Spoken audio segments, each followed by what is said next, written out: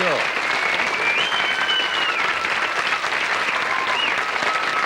You know, Bill, I was just standing here watching your band. Why don't you, since you play bluegrass, why don't you ever dress them in blue? Once in a while I do. Do you? Yes, sir. Do you ever dress in blue? Yes, sir. We all have blue suits. I don't recall ever seeing you dress in anything but black. You just see us about once a month. Well, I know. That's right. How are you, Bill? I'm getting along fine. Well, I'm delighted to see you. Thank you so much. Good to see you. Is that a new mandolin you're playing tonight? That's one that Gibson let me borrow. Yeah, recently, many of you may have read in the press where Bill was the unfortunate victim of a robbery, and not only a robbery, but somebody took two of his instruments and smashed them.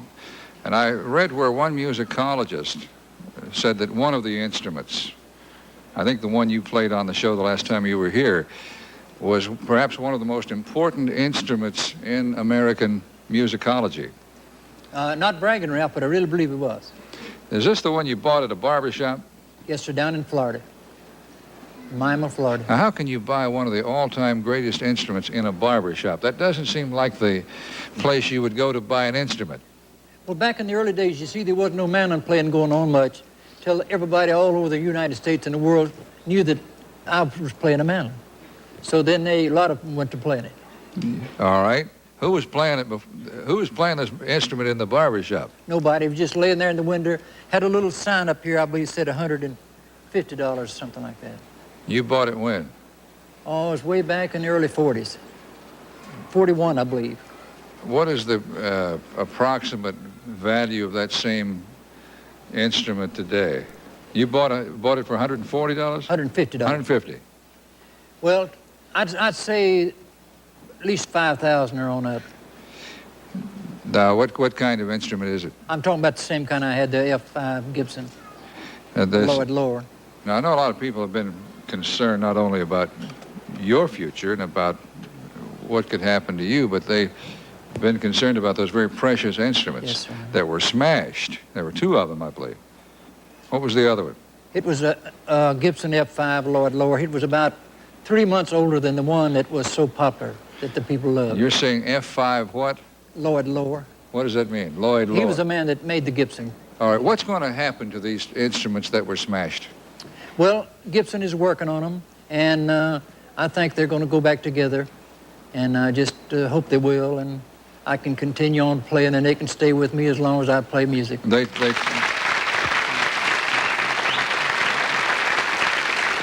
Then they have indicated to you that they are repairable. Yes, sir. Yes, sir. Is this going to be a long, painstaking repair job? Yes, sir. When do you hope to have the instruments back? I'd like to have them back in at least 6 months if I could. Bill, is this a very expensive job? No, they don't. They won't charge me a penny. Really? No, sir, they won't. Just because they like you?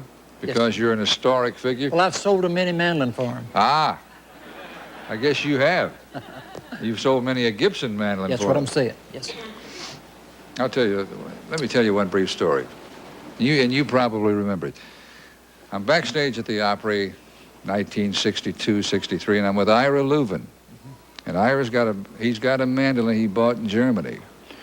He said it's louder than Bill Monroe's. He said, it really bothers him when I get around him and I bang on it or play on it. He said it really bothers him because it's louder than his. Do you remember that? I kind of remember him bringing the mandolin, but I don't remember too much about it. Yeah, I think he was trying to have fun with you. Probably. He said, I'll get up behind Bill, and he said, I'll just play and play and play. Ralph, he was a fine singer, you know. He was. He really was. We used to get together, Ari and Charlie, and we'd sing a trio, you know. Ari would do the lead, and I'd sing tenor, and we'd let Charlie get down and sing the low part. They would have made a pretty good bluegrass act. Boy, they would. Yes, sir. Let me take a little break. 1923 F5 mandolin, back together again. Darrington received the instrument in November after it had been smashed with a fireplace poker into more than 200 pieces.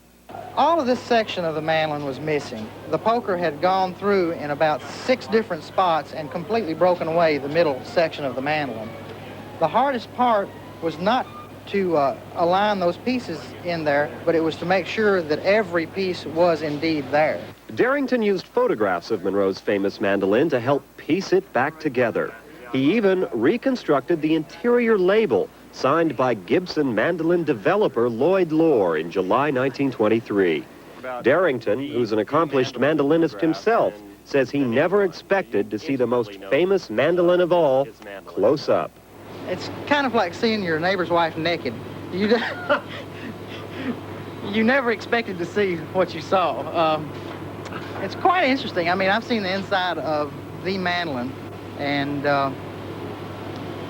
awed. I'm awed by the workmanship of the day. The workmanship Darrington has put into the repair of the mandolin also inspires awe. It is as well a service offered free to the father of bluegrass.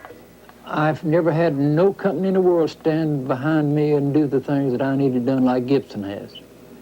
But you know, I know that I've sold a lot of instruments for them, especially the mandolins. But that mandolin I had, there was one like in the world. I thought it was a wonderful mandolin. And I just hope it'll come back and be about the same.